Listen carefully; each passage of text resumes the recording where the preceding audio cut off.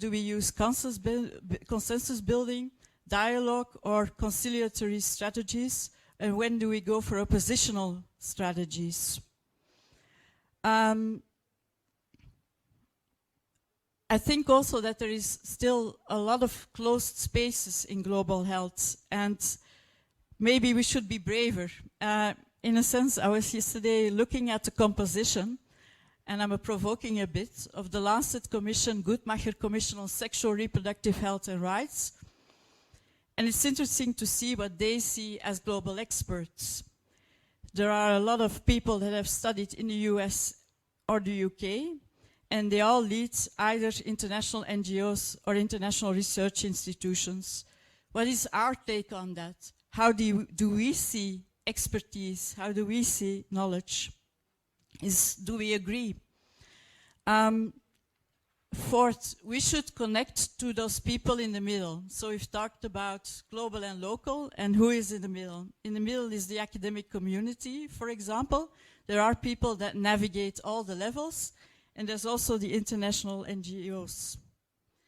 Yesterday also someone spoke, and I liked that very much, about the role of researchers as conveners, and I would add as connectors, as facilitators, as enablers. Like you said, leading from behind. They also have an accountability role. Also the international NGOs, we should also question what their role is in accountability and how they are accountable, and whether they know, whether they reach the most marginalized and those most in need. Finally, I think knowledge generation as such should be much more viewed as a dialogue, a dialectic, and I would plead for more comparative research across the board, and also for longitudinal research. Rajat Kozla also referred to this yesterday, to understand that we build on what has gone on before, and to understand also the role of contexts. So for me, I think knowledge, definite knowledge, is a projection. We should see it more as a continuous learning cycle. Thank you very much. I think those are phenomenal opening comments that really span many different contexts and experiences. I want to pick up a few things that you've shared with us here this morning, starting with the global. Walter sort of stated that a lot of our global frameworks are not leaving marginalized communities out by accident. It's by design. Aminu also talked about there's a huge gap between global structures and what's happening at country and local level. And Sarah also provocatively laid out there's a global agenda on how knowledge is produced that really excludes local experiences, the voices of communities, and the voices of many other disciplines as well in understanding social reality. So how do we, are any of these global empires relevant? Should we just discard them altogether? How do we engage with them? And we think of, Walter, you also mentioned backlash, which I think is a really critical aspect. And we tend to think of backlash at a community and state level, but are there also forms of backlash that are happening in these global spaces? So over to any thoughts you may have on that. I think that the global level is important. It's important to have a presence there, but what must change is the strategies that we think, that the strategy that we use, thinking that we're going to influence there. I think for many years we have thought that just by having a presence there, sitting there at the table, we're going to have some influence. And that's also, I mean, being part of that, attending whatever I can, because thinking that's going to change. Well, the global level doesn't work in that way. So we should be aware of that. We should be sitting to know what's happening, but our strategizing should be different. And we have had recent experience in Guatemala that in which it's very different to come at that level, to go and sit there, if you just trying to have some influence, but it's very different if you have already do some mobilization behind, you have some structures at the grassroots level or at the local level. And secondly, I think is that we need to review our strategies. Is if we need to be aware that the global has influence in our local and national level, our national governments, but the possibilities of change, it is at the national level. So we mustn't forget the global level, but we as citizens, we as people, we do not elect authorities at the global level. We do not elect the procedures that are it has serious problems of accountability at the global level. But we do have a chance. We do have opportunities to demand accountability at national level. So in the way that we have a better influence with the national level, we may increase the chances of influence at the global level. But just by sitting there, it will not be possible. And second, with the backlash, yes, it's going to be backlash at the global level as well. In my own experience, if you start to criticize or being critical of these global meetings, you're not invited the next time. So not even the possibility of having a seat there. So, of course, the backlash is not as serious as what community leaders face, but in the end, it's still a backlash. Yeah. I think I agree with the focus on the national level. This being said, I think also that you need a sort of proactive strategy for that global level because it determines so much. If I speak to the countries that I'm much more in touch with, which is Francophone Africa, they are squashed by those global health priorities. And it determines the whole priority setting. Second, I think we need to really be producing a sort of counter-narrative on knowledge and on expertise, for example, and also about backlash. Also for researchers, for years, for example, in my institute, our director also had problems with us saying certain things about donors because you get this.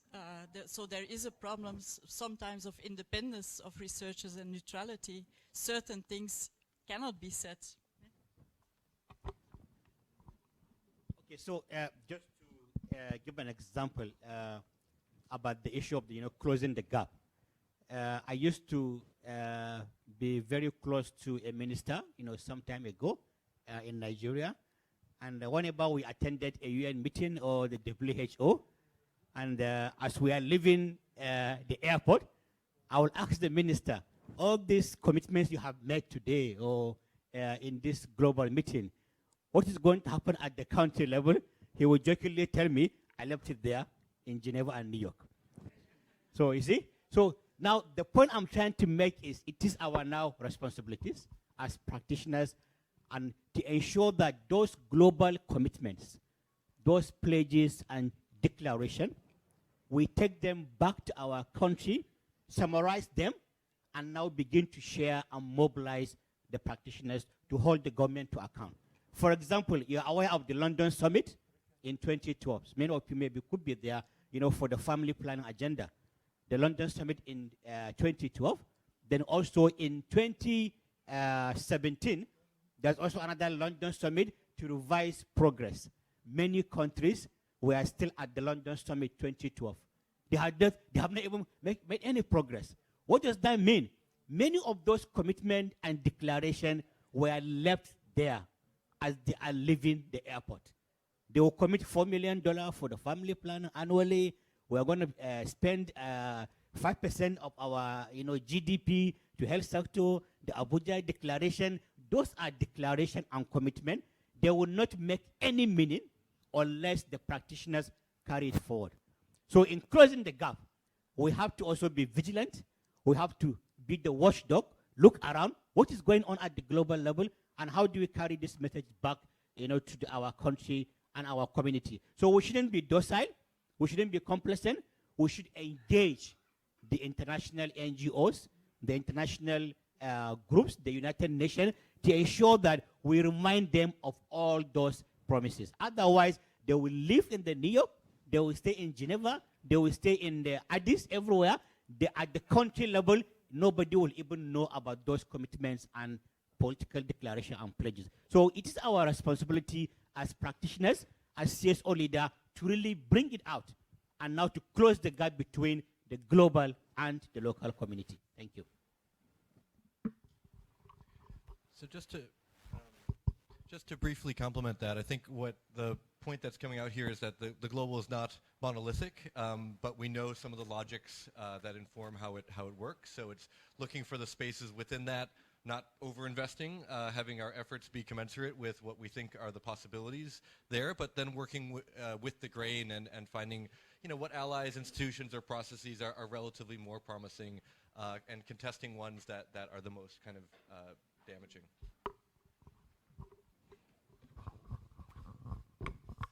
Thank you. And I think a key point Amino has been sharing about is translation. And I think previously mentioned getting information out, even if information alone doesn't broker change, but broadening the circle of what those commitments are, who was part of those commitments, and bringing back to the national level. And I think Walter also said sort of not being deluded that presence alone triggers change, that coming, not losing sight of where we've come from, that being in those meetings or in those global processes, they do take a lot of energy, but always having sort of 1 foot or 2 feet grounded in what are the local priorities, because it can easily get, some of these processes also take time away from important commitments on the ground. And so there's always a trade-off and a balancing of how we engage. Sarah, we're going to move to like how that local mobilizing is so important, but I saw you jump. Did you want to add something? No, it's like what also a great example was that in the global financial facility, which you were also discussing before the meeting, is that the NGOs were complaining about they're drawn in. There is a sort of mechanism for engagement, but they don't have access to the information. They were complaining last week in Nairobi about this. So it's a nice...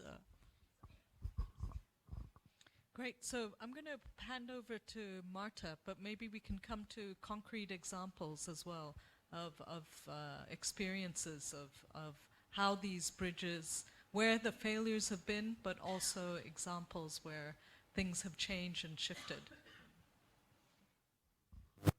I think this next question is precisely about concrete examples. Given what we're acknowledging and integrating people's traditional health and healing knowledge in health programs and policies, particularly the care of women's healing knowledge and skills, can we think of a process for two-way learning? And might this be some kind of wedge or opportunity for global to people and people to global?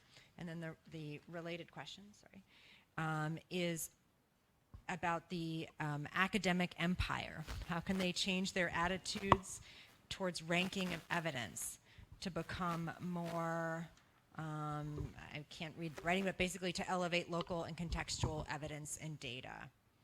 Yeah, let's leave it at that. I have to, yeah. Okay, the academic empires. I have two, sorry. Yeah, let's give them all to me. Sorry. Yeah, about the ranking of evidence and changing that. I think increasingly this is changing, but maybe not enough. I think the fact that I'm sitting here as a political scientist and anthropologist, I think 10 years ago, when I was, in the Institute of Tropical Medicine, and I heard the conversations, and I didn't do a master in public health, I understood only 10% because everything was acronyms and all sort of scientific terminology coming from medical doctors. So I think that is a lot changing. How can we turn this around? By being more systematic. And maybe I sound again like an academic imperialist, but the idea is that we've been presenting these case studies, these documentaries and so on, these local context related things. But in a sense, we have to be able to elevate this and be able to compare and see how certain contexts work on certain things, like political action. How does a political regime impact on civic space? How do we change power dynamics in different settings? If we compare these contexts through certain methodologies, then we can get to a sort of common theory building instead of building our local theories of change. We should have linked these, and I think Compassa would be an ideal forum for this. This is maybe question 2. Is that an answer? Yeah? Yeah? So let me quickly say, in every academic research committee, we need to have members of the policy environment and also the practitioners in that committee. Because many a times, the research will stay in the academia. It doesn't get out to the policymakers. When you have a 15-page article that you publish in a big scientific journal, who is going to read it? The academicians and the researchers. So the policymakers will not make meaning out of those 15-page scientific article. We have to summarize it into one pager in a simple language and engage with the politician. Otherwise, those knowledge, they will stay where they are. And you do another review, and it's the same people. So my recommendation is that we do the research, we form committee, we ensure in that committee you have politicians, parliamentarians. They will not be able to do research, but they can give you an idea of shaping the research into political agenda, into policy making. So this is my big recommendation to COPASA, to the accountability research groups, that in all these committees, we need to put practitioners, we need to put policymakers, we need to even put the local community to be represented so that they can turn this research and body of evidence into action, the evidence for action that we have been recommending. Thank you. Yes, just to add quickly that we have around there, we have been sharing a paper that we published last year about the... Yes, a paper published last year, but the paper makes the argument that user services produce evidence, which is photography, video, and short testimonies, can be systematic, can be standardized, but also can be verifiable and relevant. If you feel all these criteria, it could be criteria and evidence. So if someone is refusing that evidence, it's not because of the problem with the method. It's because the paradigm that they do not accept that. And in that paper, we discussed that even authorities and national parliamentarians, they accept this as evidence. And they accept that they have been acting on that information because they follow this criteria. So what we're saying on that it is good to use participatory methods, but there should be some standard criteria about those methods to make it relevant. They should be standardized, as I say.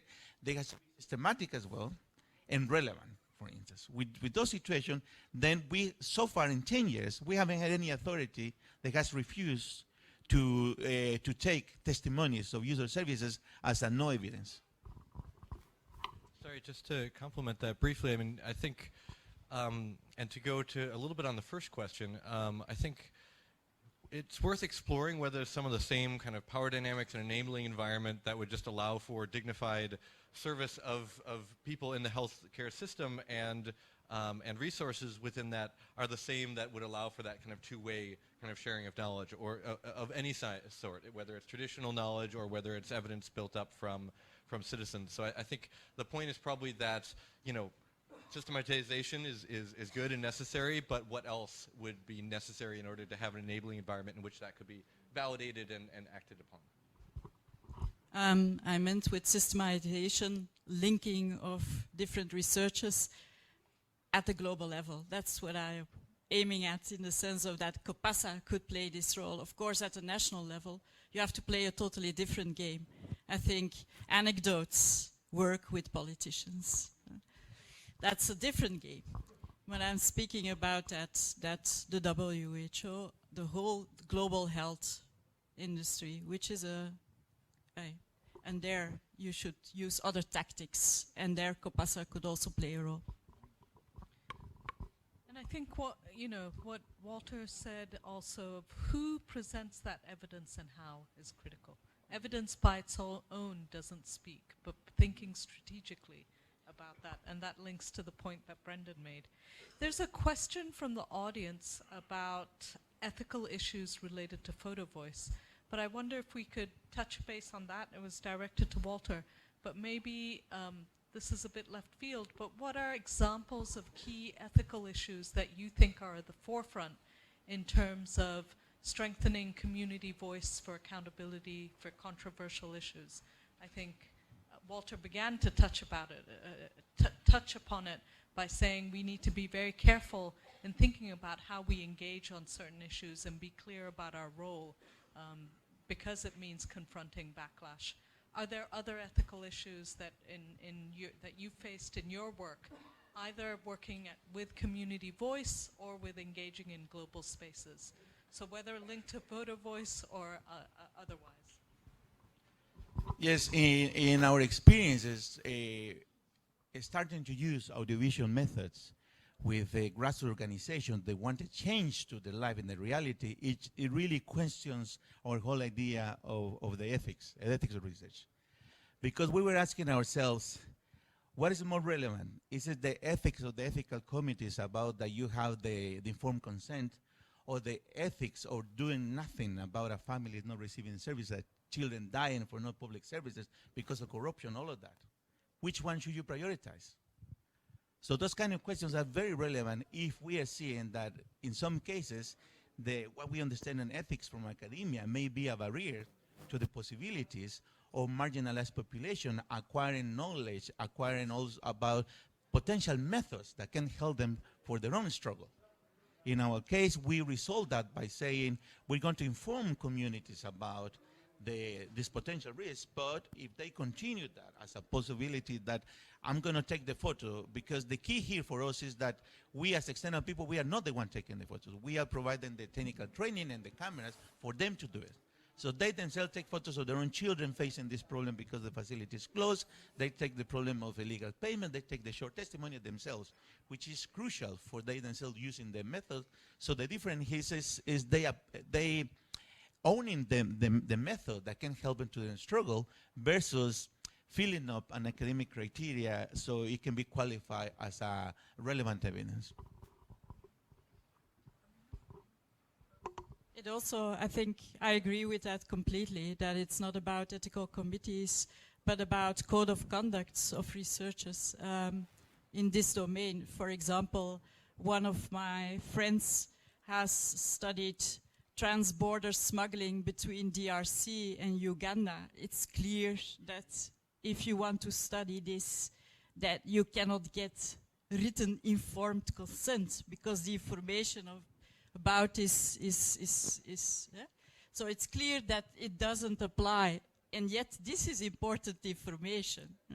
So we have to be a bit more smart, and I would, I think it would be very interesting also to think about the role of researchers, as we said, and the ethical responsibilities, personally.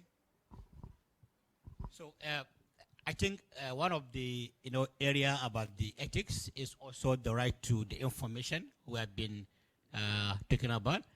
The role of the ethical committee is not only to review protocol and approve the research. The ethical committee must be empowered to provide an oversight, throughout the research to ensure that the researcher is doing what has been agreed, by the ethical committee. So I happen to also, many years back, advising on operational research in the northern part of Nigeria. And we empower the ethical committee. There is not only enough to review and say, go ahead and do research. You need to monitor the research, because many at times, not everybody, but a researcher can actually deviate, from what has been agreed and now go and do other things. And also the communities where we are collecting the data. After we publish the research, we need to share with them. Sometimes we do research, an excellent finding, we only see it in the international meetings. But the community where the data is collected, there's no information to the user, and also there's no information to the community policy makers. So I think we need to bridge that gap as practitioners, whatever knowledge has been published in the big journal, it should also be translated into a simple information that we can provide to the community, the local policy makers, the government official. So at the same problem that you identify and you are publishing papers, they are also using that information to improve services. So research is not only for promotion, it's not only for publication, but also research for action. Research that translates into services and also improving the quality of care. Just to say very briefly on this one, and to take it in a slightly different direction, but I think we know that the surveillance capabilities of states are kind of growing exponentially, and so as we think about citizen-generated knowledge and putting it in the public domain, I think we need to reinterpret the do no harm principle in light of those changing realities, and just be very mindful and weighing up kind of costs and risks in that regard. Great. So we have 3 minutes left, 2 minutes, and I'm sort of embarrassed about trying to sum up our conversation. I think this was a really rich discussion where we zoomed in and out repeatedly from the global to the local, and then also tackled more fundamental questions about what is knowledge. Brendan called for re-examining our roles, and I think that's an interesting sort of frame to think about this panel. We heard from people in very different positions, but I think there was some agreement or unification in your feelings that we should be circumspect about engagement with the global, but not completely disengage from it, and turn our attention more to long-term iterative strategies on the local level.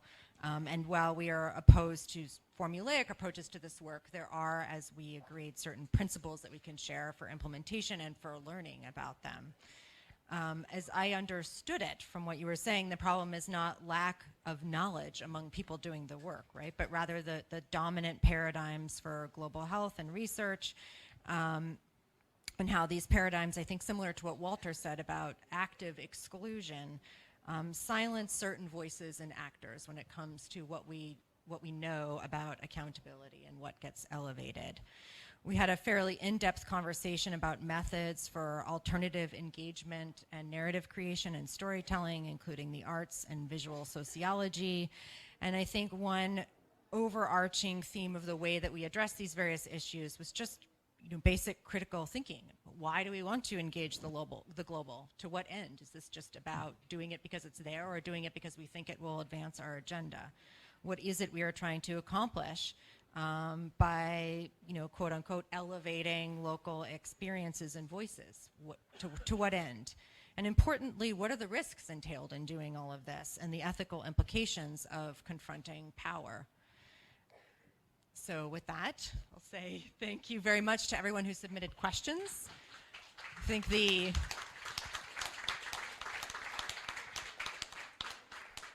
and once again, thank you to the panelists.